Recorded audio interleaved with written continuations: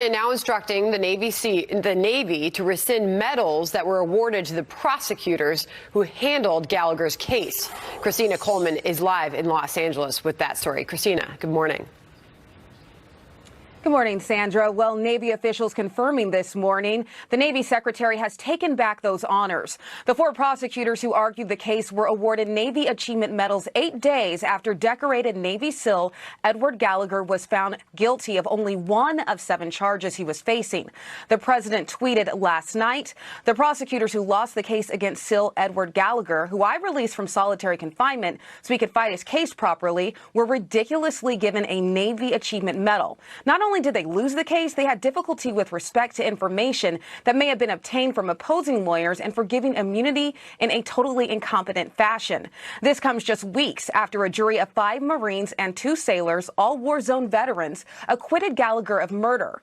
He was accused of stabbing to death a 15-year-old ISIS fighter in 2017 and posing with a corpse for photos. Gallagher was only found guilty of a single count of posing with a human casualty. The nearly 9 months he spent in custody leading up to the trial covered his 4-month sentence, so he didn't do any additional time. Also, critics of the president's order to rescind the medal say it represents the further politicization of the military. Sandra? Christina Coleman in Los Angeles for us. Thank you. Big story now. U.S. officials say the son of Osama bin Laden is dead. He was being groomed by his father to take over al-Qaeda. What does his death mean to our national security? Plus, this from last night. Did you catch it? Well, I went to a place in Florida called Homestead. And there is a private detention facility being paid for by your taxpayer dollars. A private detention facility that currently houses 2,700 children. These children have not committed crimes. So then in a moment, our headliner is the Florida Senator, Rick Scott. He will respond to that and more coming up. Heading for battleground state Ohio later today, and brand new reaction just moments ago from the Trump campaign after round 2 last night of the Democratic debates. Welcome to a brand new hour of America's Newsroom. I'm Sandra Smith. Nice to see you. Nice to see you. Late nights this week, right? I mean, all around, right? I'm Bill Hemmer. Good morning, everybody. Big rally tonight in Cincinnati. The president returns to a battleground state that he won in 2016 by about 8 points, but the Trump campaign making it clear they do not believe anyone on that stage the last 2 nights in Detroit will make America great again, calling it another win for the president. And according to the Trump 2020 press secretary, Democrats can say goodbye to the Rust Belt. The so-called 2 front-runners of that stage, Kamala Harris and Joe Biden, had disastrous performances. Joe Biden vowed to wake up last night and fight. We didn't see that. We saw a lot of stumbling, really poor debate performance, very bad policies. The Democrats can kiss goodbye to Pennsylvania, goodbye to the Midwest, because Joe Biden said, "I want to eliminate all fossil fuels." So goodbye auto industry and manufacturing. Let's get a first reaction now from the White House. Kevin Corke leads this hour from the North Lawn. Kevin, good morning.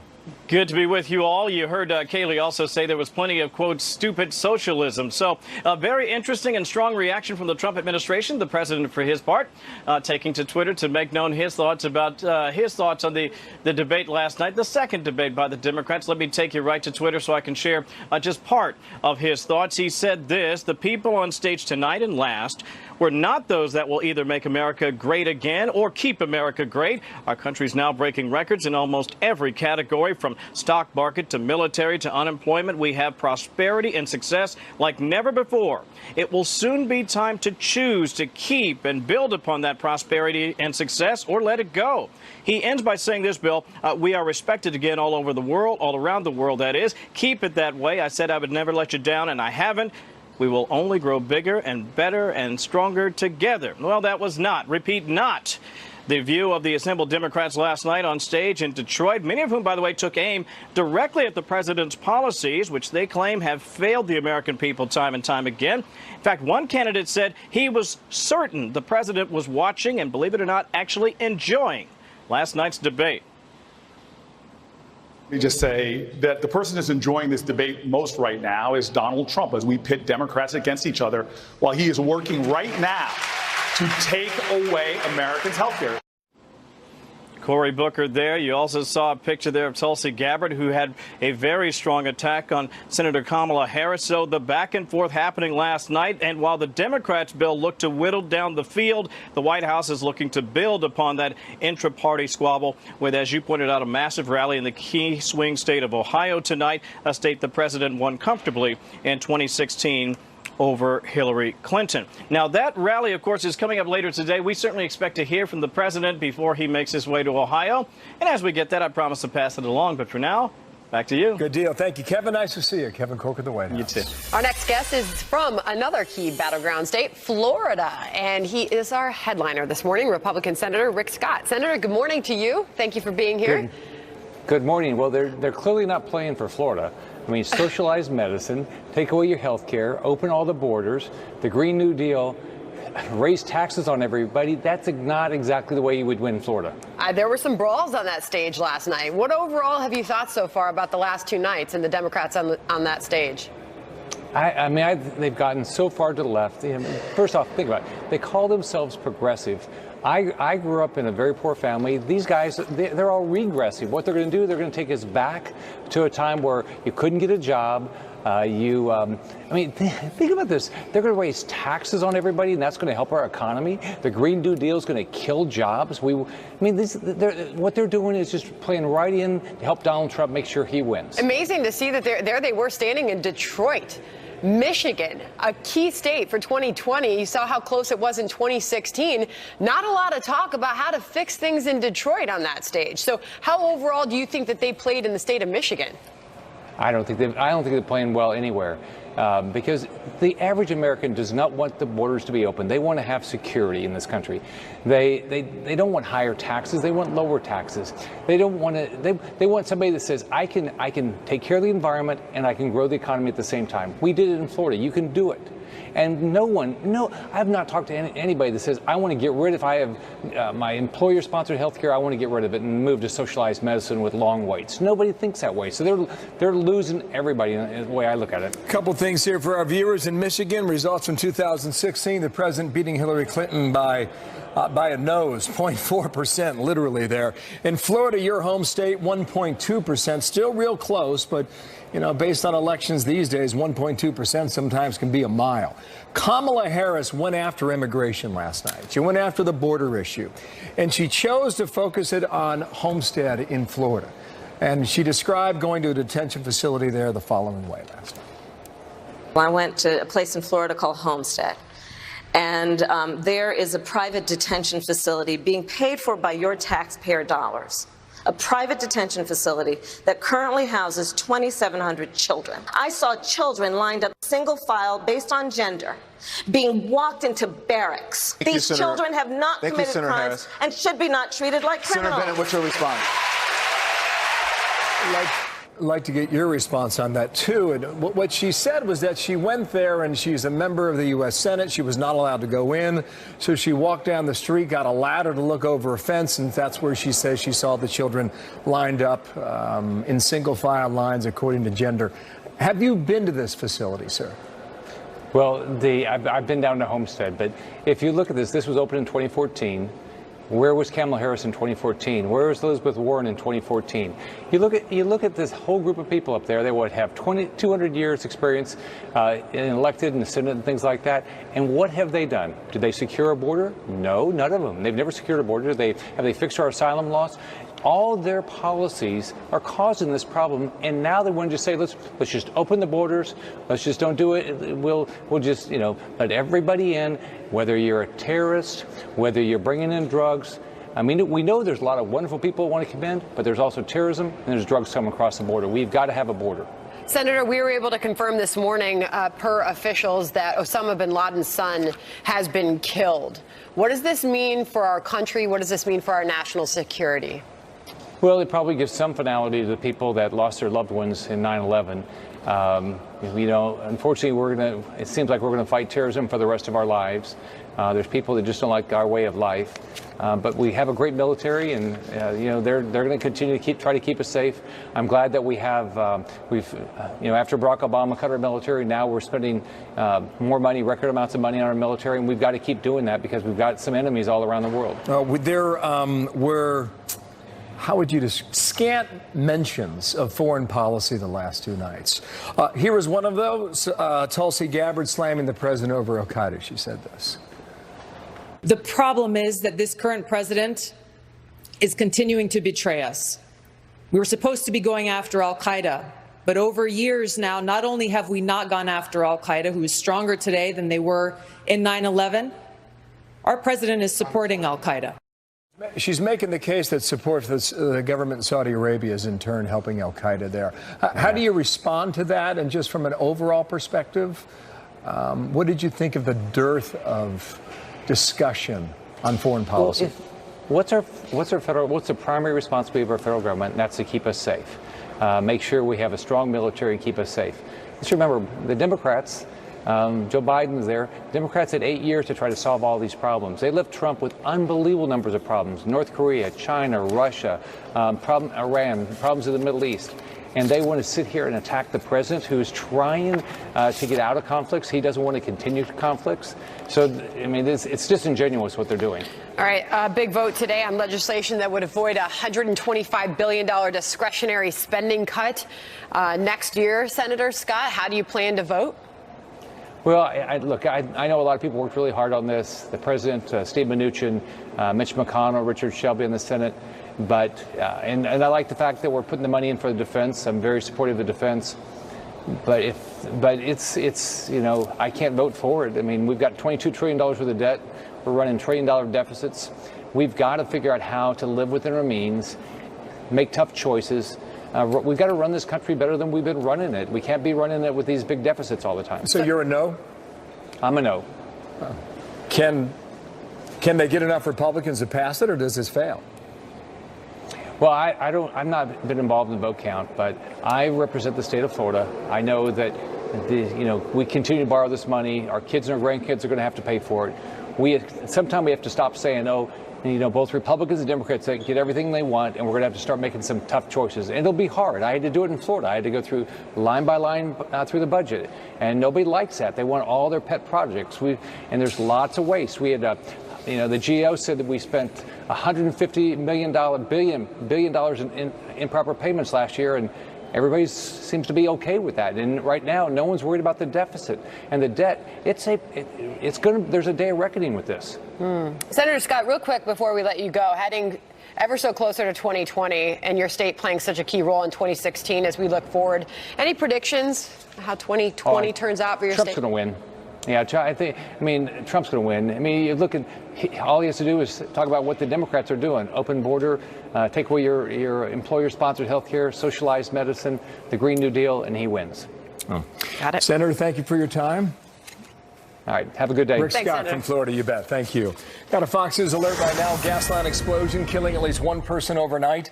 This is in Lincoln County, Kentucky, south of Lexington. 5 people injured and several said to be still missing in that area. Well, it woke us up, and it was just a big roar and fire going all the way up in the sky as far as you could see. Our windows were shaking really bad, and our doors, the ground, you could hear the ground just moving and tumbling and rolling. Up to my girlfriend's house, it looked like an atomic bomb went off, basically. See the big cloud of smoke go up. Now, Matt Finn's following that from our Midwest Bureau today. Matt, what do we know? Well, Bill, this explosion could be seen for miles, and people in an entire region of Kentucky thought they witnessed a major plane crash or some type of bomb that went off. This morning, local authorities in Lincoln County, Kentucky say the explosion appears to have been caused by a rupture in a 30-inch gas pipeline. It happened around 1 a.m., and officials say it could have been much more deadly if the explosion went off when more children and people were outside. Right now, the fires are out, but there are about 5 to 7 people that are still unaccounted for or missing. 1 person is dead, 5 people are injured or are being treated. Investigators say the debris and area around the explosion is still too hot to deal with, which is hampering search efforts. The debris and structures at the site are still too hot to deal with, so that's going to hamper our search efforts for any persons, but that is ongoing. About 75 homes were evacuated, 6 structures and a railroad track were destroyed. Lincoln County Emergency Management says the flames reached 300 feet in the air. The explosion happened in one of 3 pipelines in the area. Pressure has been dramatically decreased in the other 2 pipelines, and right now people are not being allowed back into their homes, and even first responders are being kept at a distance because the area is just too dangerous. Bill. Well, Matt, thank you. Follow it for us. Matt Finn from Chicago. Thanks. Breaking news coming to our newsroom on a rate cut that's meant to keep the economy on track. But how are markets responding this morning? And what does all of this mean for your retirement savings, your 401ks, and, well, your bottom line? We're going to explain it. Also, the far left policy is dominating the show in back-to-back nights this week in Detroit. Is the Democratic push to reshape America with leftist ideas going to bring victory? Charles Payne's breaking down the money and the numbers, coming up live next. I'm not going to support any plan that rips away quality health care from individuals. This is an example of wish list economics. New video showing innocent bystanders attacking a gunman during a harrowing hostage situation in Arizona. The video is surfacing 1 year after an incident at a convenience store in Phoenix. The suspect, Joel McLean Carson, entering a store, shooting a young father in the head, then taking hostages, even forcing them to help barricade the door. But minutes later, the hostages turned the table, tackling the suspect and running out of the store. Eventually, the SWAT team moved in and subdued him. Carson still awaiting trial on multiple charges, including first-degree murder.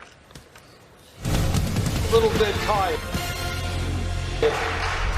of Democrats afraid of big ideas. Republicans are not afraid of big ideas. So I think Democrats win when we run on real solutions, not impossible promises. When we run on things that are workable, not fairy tale economics. $30 trillion has to ultimately be paid. And I don't know what math you do in New York. I don't know what math you do in California, but I tell you, that's a lot of money. I don't understand why Democrats on this stage are fear-mongering about universal health care. It makes no sense. Well, there you go. 2020 sampling, fighting over health care last night. A lot of that also debating the merits of socialism. Some believe this is just where the White House needs that party to be going into 2020. Charles Payne, host of Making Money, Fox Business, was watching last night with us now. Hello, sir. I was watching and tweeting. I had a ball, which was a lot of fun. Listen, honestly, it was an amazing night for President Trump. I mean, they really went at each other. Maybe it was a format and the way the questions were asked and how they were instigated to actually fight each other. But, you know, it was sort of a serious battle, and they revealed a lot of the problems with their own platform. You know, everyone calling everyone out. You know, they gave the talking points that the president will need no matter who the even a CNN article this morning. Democrats are debating socialism just like Donald Trump wants them to. Pete Buttigieg on that stage warned his fellow Democrats Donald Trump's going to say we're a bunch of crazy socialists, as if they were playing right into. No, they did. And the thing is, you know, you had the so-called moderates versus the far left. I think no matter what, if you think about the top 4 candidates, right, Warren, Sanders, of course, I would say Harris, and then Biden. One common thing, though, is anti-capitalism. Now, you know, we frame it as socialism versus capitalism in part because we think about economic theories, and those are the two that people know. I'm not sure. Obviously, Biden isn't talking socialism, but he is talking anti-capitalism. He is talking about. That's what you hear? Oh, sure. I mean, you know, what he talked about with insurance executives and you know, locking up executives. And so no matter who wins, you will have a candidate on the Democratic, you know, for the Democrats who will be anti-business, anti-profits, and in a way that's going to really, I think, that could really be detrimental. Well, one of the stunning things from last night is how far Barack Obama has fallen out of favor. It depends, right? Because sometimes, you know, Biden got confused. Every now and then he said, you know, pull for, you know, when he's good for you, when he's not. Cory Booker called him out on it. But it is interesting because Obamacare, the indictment of Obamacare is coming from the Democratic Party. Right. I mean, essentially, that's what it is. Even if you have a Joe Biden, he's saying he could fix it or make it better. The bottom line is there's the de facto indictment of Obamacare saying it did not do what it promised to do. And that's scary. I'm sure you've heard Rahm Emanuel, former mayor of Chicago, in recent days talking about just that. Elizabeth Warren, though, she swears she is a capitalist and a free market lover. But I don't know if you saw that play out on the stage last night. What about Elizabeth Warren? Well, I didn't see anything pro-capitalist about Elizabeth Warren, to be honest with you. Listen, I think Warren and Sanders were pretty smart. They sort of did the Mr. and Mrs. Smith thing, against the other candidates. They got back to back and they fended off the moderates and the so-called realists. Last night was a free-for-all on the other hand, where everyone sort of exposed the fallacies of their own programs and others. And again, it's one of these things. It's hard for the Democratic Party at this moment to argue anything economically on the economic basis, and to be quite frank, argue it against it because of what the numbers show. Exactly, but by the same token, ultimately, I think someone like a Bernie Sanders is going to say, hey, it's not about economics, it's about what's right. And I think in their mind, the economics of it and the idea that you have to square it up, that the numbers have to align themselves. Here's where I agree. I think it's an interesting policy debate. You don't have to agree with the policy, but it's showing the colors of a lot of those who probably want some radical change. There's no doubt through government. And they're saying they want radical change. A few of them are saying they want radical change, where some of them are trying to sort of say, hey, I want to come out of the primary as a legitimate general election candidate. And I'm not sure you're going to be able to have it both ways as a Democrat. Markets pleased with what they are seeing. The Federal Reserve cutting interest rates first time in 10 years yesterday. They didn't like it at the time. Right. Sold off. Right. Finished more than 300 points down yesterday. But I'll bring to your attention to the screen here. The big board is now up triple digits. I have always told people the last hour and a half of trading after the Fed makes these decisions, do not pay attention. It's emotional. It's so emotional. There's machines, there's emotions. Selling begets selling. It is too nuts. You wait for the next day, maybe 24, 48 hours to get a better assessment. Here's the thing I thought I came away with, though. Jay Powell may be more human than I thought he was with respect to his feelings and being able to be pushed around on policy. And I'm not talking about President Trump's tweets. I'm talking even more the market more than anything else. And he took some shots, I think, yesterday at President Trump. If you listen closely, what did you hear? He took on at least three times during that press conference, the Q&A part, he took the lion's share of credit for the economy, not giving it to President Trump or the administration. Here's one line, the very first question. Trying to justify only going 25 basis points. He says the economy has performed just about as expected. Then he says, I wouldn't take the credit for all of that. He made a similar statement on more than one occasion. He talked about the trade issue a lot. Now, in the past, the Fed has said that the trade skirmish with China has had a de minimis impact on our economy.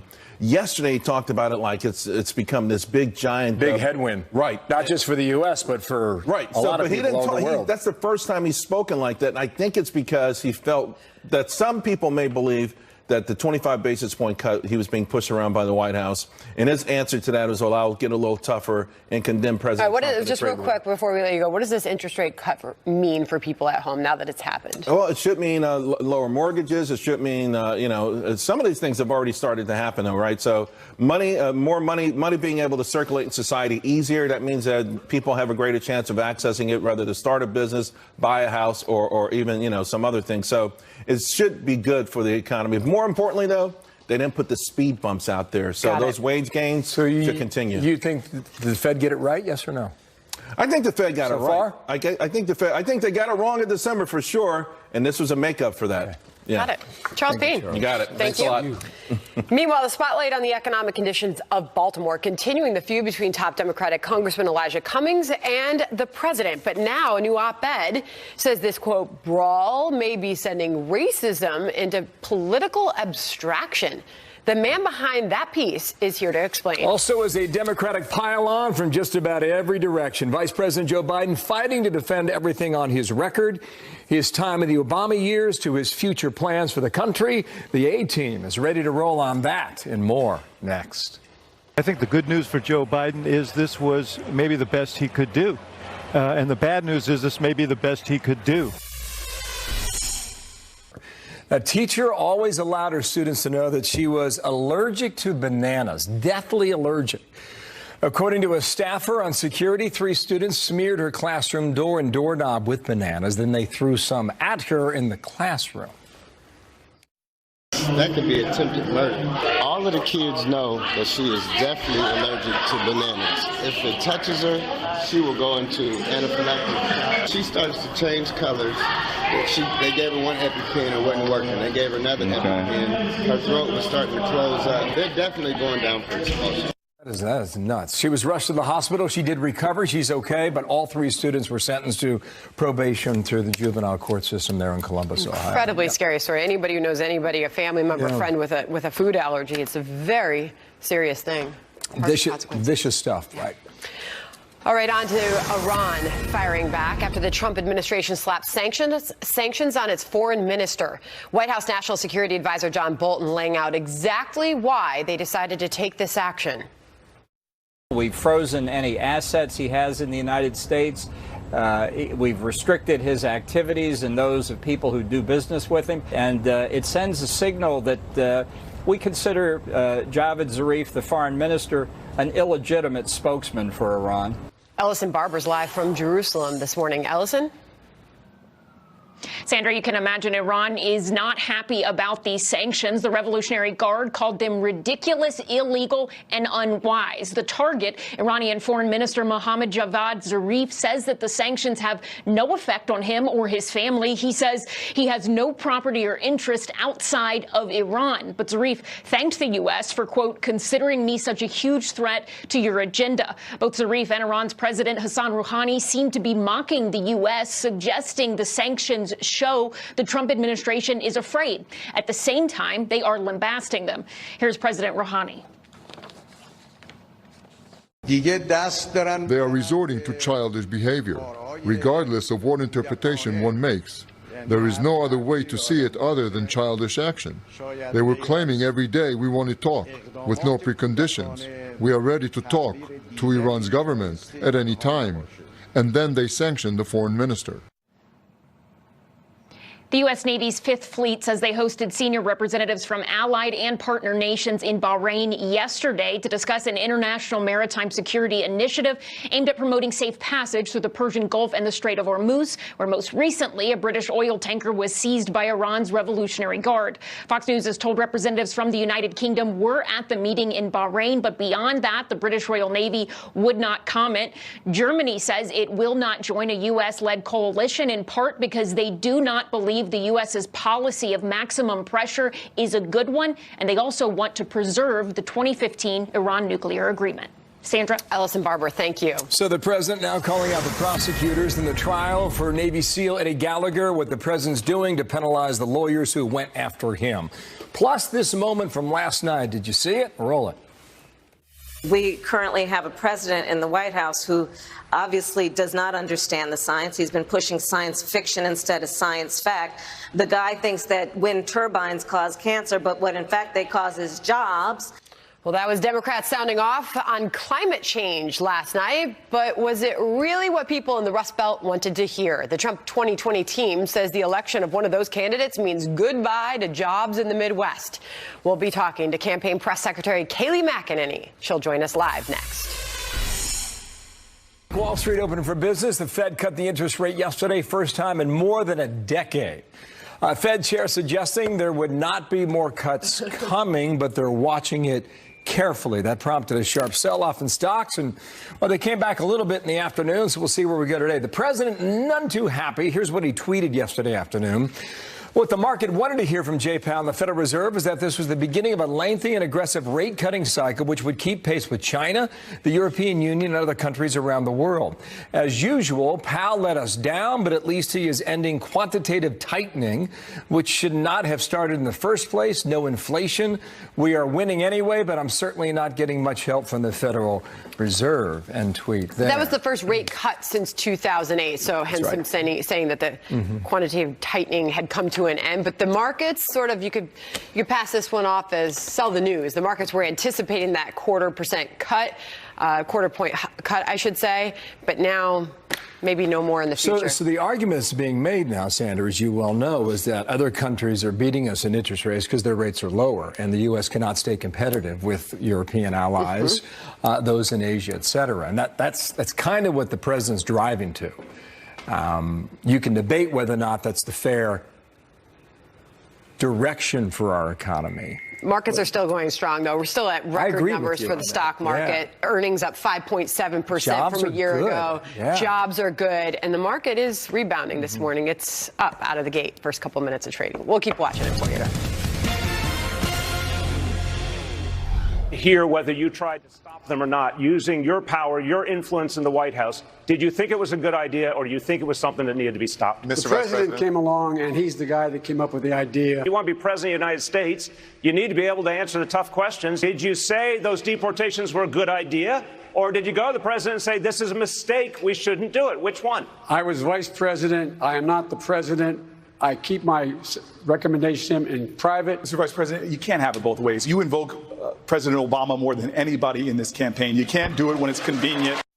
Former Vice President Joe Biden pressed hard on immigration last night, several occasions, as some of his rivals called on him to answer for deportations under the Obama administration. Biden defending President Obama and said to compare him to President Trump on the issue is absolutely bizarre. Joining us now, Kayleigh McEnany, press secretary for the Trump 2020 campaign. Really something, Kayleigh, good morning, to see a stage full of Democrats turning one of Joe Biden's biggest strengths, former President Barack Obama, against him on multiple occasions on that stage last night. Yeah, on multiple occasions, and you saw Joe Biden having to do some fancy political footwork there, dancing around President Obama's reputation while staking out ground in the far left. Because notably, at the very top of that soundbite, he was asked by the moderator, would you continue President Obama's policies of deporting violent criminals, tens of thousands of which Obama deported? And Joe Biden said, absolutely not. So this is a guy who doesn't want to deport violent criminals. This is a guy who wants to give taxpayer-funded health care to illegal immigrants, but at the same time wants to dance around and cozy up to President Obama. So really interesting ground he was staking out there. After these 2 nights of debates, Kayleigh, who does the Trump campaign see has the best chances of becoming the candidate to go up against Donald Trump in a general election? Well, just prior to these debates, President Trump said it looks like Sleepy Joe is ahead.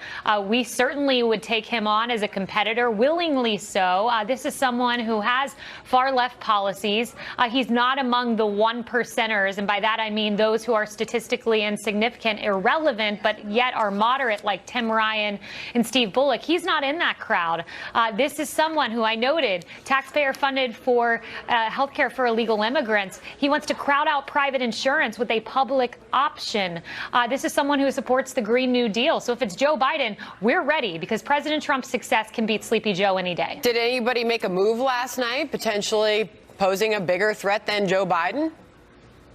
It didn't look that way, because the so-called 2 front runners of that stage, Kamala Harris and Joe Biden, had disastrous performances. Joe Biden vowed to wake up last night and fight. We didn't see that. We saw a lot of stumbling, really poor debate performance, very bad policies. And by the way, one of the most important parts of last night's debate, Sandra, that we saw is the Democrats can kiss goodbye to Pennsylvania, goodbye to the Midwest, because Joe Biden said, I want to eliminate all fossil fuels. So goodbye auto industry and manufacturing in this country, and goodbye the Midwest for Democrats. I know that was your thinking as you watched the debate, and after the debate, you tweeted this out on behalf of the campaign, Kayleigh. Goodbye Pennsylvania, goodbye auto industry, goodbye Midwest. Another win for President Donald Trump. Here is one of those exchanges between the Democrats last night on coal and the Green New Deal. Watch.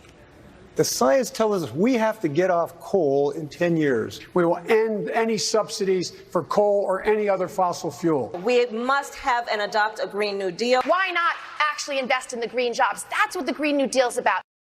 Campaign response to that?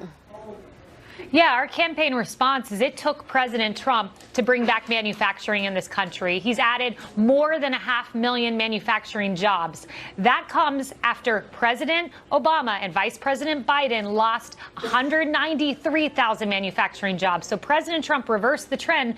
And there you're hearing Democrats endorse the Green New Deal, which would decimate manufacturing yet again and cost every American household $600,000. We cannot afford that in this country. It would wreak havoc on this economy. All right, I want to circle back to immigration, because there was yet another very important exchange last night between Joe Biden and Julian Castro, both who served in the Obama administration, over immigration. Here's that exchange.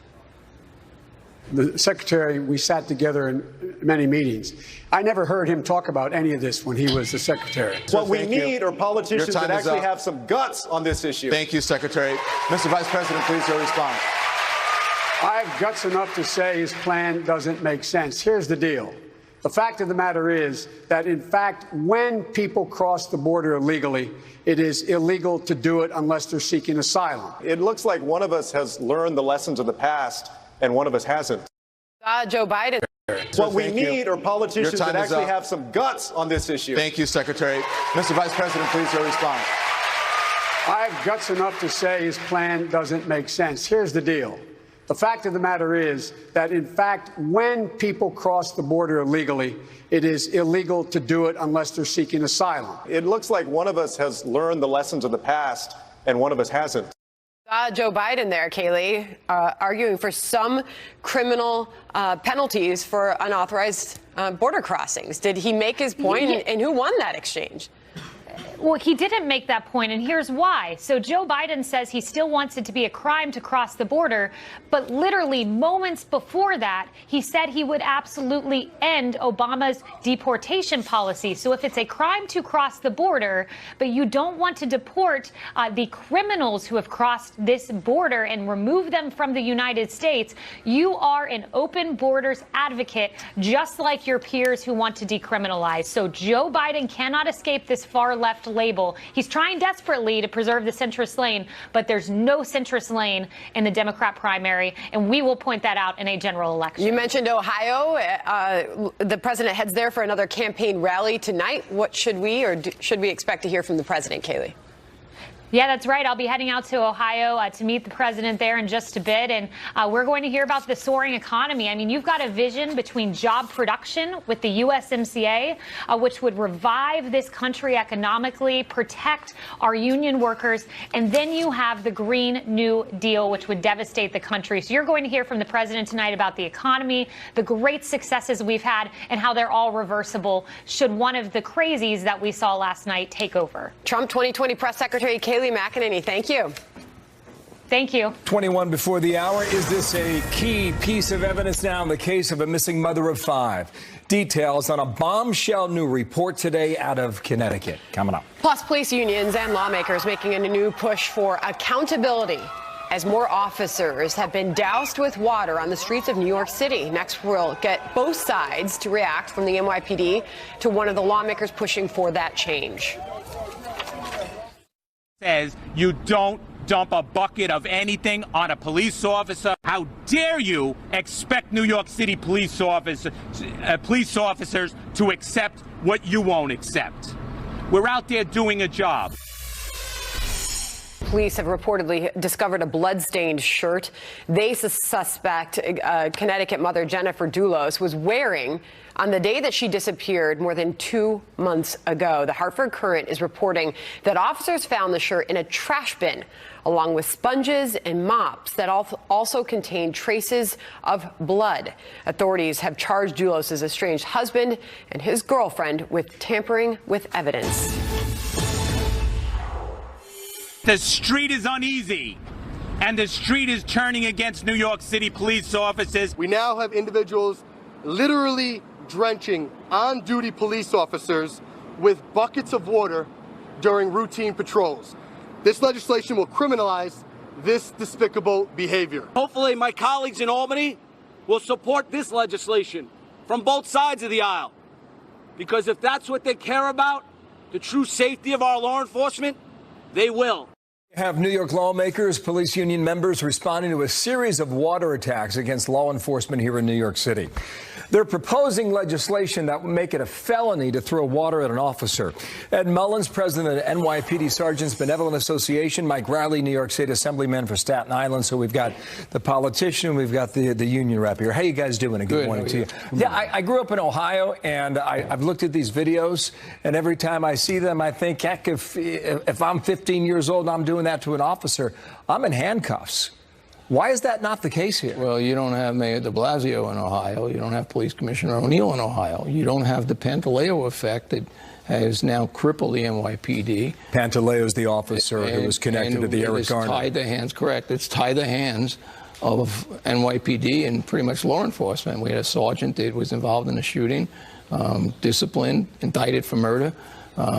So there's a mixed message that's occurring right out there in the field to police officers. You know, we hear them say, we want enforcement, keep doing what you're doing, but they don't back the members of the NYPD, and cops are now sitting back saying, So now the case is the push for a felony. How much of a difference would that make, and would it pass in Albany, sir? Well, we're going to do the best we can. Listen, as a former lieutenant in the New York City Police Department, I know exactly what the officers are feeling on the street. I know the burden they have on their shoulders. Unfortunately, this stems where we are today because of all that Ed mentioned before. It's the rhetoric that's coming out. The rhetoric is just outrageous. Well, he mentioned the mayor. The mayor chose to be, he can't be everywhere at once, as you well know, and this is a big city, but he chose to be in Detroit. How much of this is his responsibility, sir? Well, honestly, over the last several years, he's been an absentee landlord for the city, and that's the sheer reality of it. Mayor de Blasio was elected to lead a city, not lead a movement, and that's what he's doing. And the problem is, all this coming out of City Hall, not only from him, but members of the New York City Council, members from the state legislature, you know, everything that they're doing is actually making police officer jobs harder. You know, we talk about the Pantaleo effect that Mr. Mullins mentioned. That's a true thing, because you know what? When you don't have the leadership backing you up, you actually are hesitant. Let me come back to his case in a moment here, but when you think, arrests have been made in the last few days. So they're now taking action. Is this a difficult job? Arrests have been made, but think about this. Over the weekend, we had 12 people shot in Brownsville. 2 individuals walk amongst 100 cops. They felt that emboldened to walk with guns to go shoot 12 people. So why is that? Why do we have 5 separate incidents of water being thrown at cops and no action taken? Well, why do you think that is? Well, it's the stand down effect. It's the Pantaleo effect. It's the indecisiveness that's being lingering throughout the department because we don't have the backing from Commissioner O'Neill and we don't have the backing of Mayor de Blasio. De Blasio is out on every campaign touting how great crime is down in the city of New York. But in the same breath, he's saying... Well, he's looking for the next job, and that's quite clear with his run. He's never going to be president. We'll see how far he gets in his candidacy. You mentioned Pantaleo. Last night, this came up at the debate. A few protesters were in the crowd. They were telling Mayor de Blasio to fire Pantaleo. Will he keep his job here in New York? I have no idea where O'Neill's going to go. I don't know if O'Neill knows where he's going to go. But, you know, for all the people that are yelling to fire him, and especially the candidates on stage last night, I'm willing to bet not one of them's ever been in a chokehold, not one of them's ever been trained to do a chokehold. For them to say that without having expertise, knowledge on it, they're pretty much incorrect. The chokehold relates to Eric Garner from Staten Island. Correct, which in turn goes to Pantaleo. He was being arrested for selling fake cigarettes, I do believe, or cigarettes under the market. What do you think should happen to Officer Pantaleo then? You know, it's a tough thing when you're on the police department and you're on patrol. You know, police work sometimes is not a pretty sight. It's tragic that Mr. Garner lost his life, but in no way do I think that Officer Pantaleo went out there with that intention. Let's put this into perspective. There's a patrol guide, right? The patrol guide is a guide. It means that not everything, it's just a guide, exactly what it says. Not everything conforms to what's supposed to be in there on the street. Sometimes things factor in that weren't anticipated. Now, I want to present you with this. The chokehold prohibited in the patrol guide. Yes, an intentional chokehold. It's also, if someone has a vehicle and they don't have a firearm, but they're driving that vehicle at you, you're standing on 6th Avenue, and they're intentionally ready to drive that car into you, to run you down and kill you. I'm a patrol officer on 6th Avenue on foot. I see it. Would you want me to shoot at that vehicle to stop them from hitting you? You would, right? Well, guess what? I would be violating the patrol guide. So think about that. Yeah, just because the point it's a you're making, it has a trickle down or even a trickle up effect on the police who are patrolling the city. Yeah. Last comment on that, sir, as you create the argument you're making, a buffer between the police and the citizens they are hired to protect.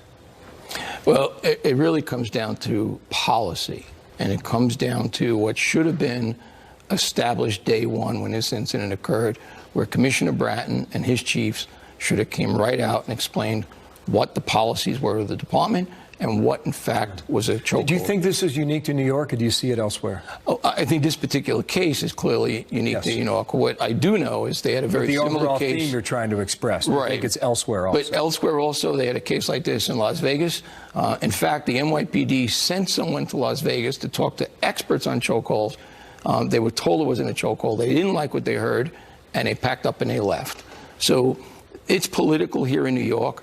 But what we're seeing is Pantaleo effect is affecting police officers Something we're nationwide. keeping a close eye on. Gentlemen, thanks to both of you. I'm out of time, but thank you for yours today. And we'll see how far you get on the felony push. Mike Rowley. Thank you, Ed Mullins. Thank you, Sandra. We've got some breaking news coming into our newsroom right now. A deadly explosion in Kentucky sending flames 300 feet into the air, causing